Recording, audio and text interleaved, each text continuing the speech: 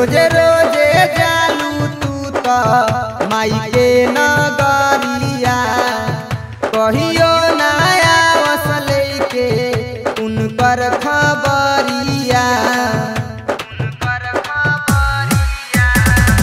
रोजे रोजे जालू तू तो माई के नगरिया कहियो नया वसले के उनकर खबरिया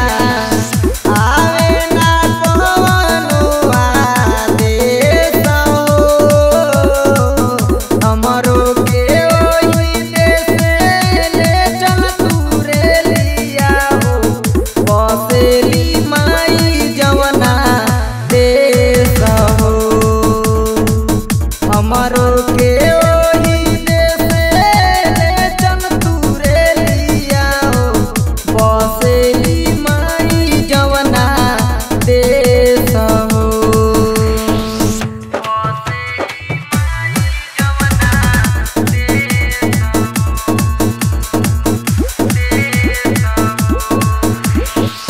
पूछी संदेशवा भेजी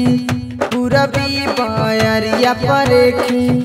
मिले ना कवनो संदेश हो मनवा तो दे संकोचे रोज रोज आसरवा खोजे मिले ना कवनो उपाय हो तुहरे दुआरिया के आस हो हमरो के ओही देश ले चल तू रे लिया हो बसेली माई जवना देश हो बसेली माई जवना देश हो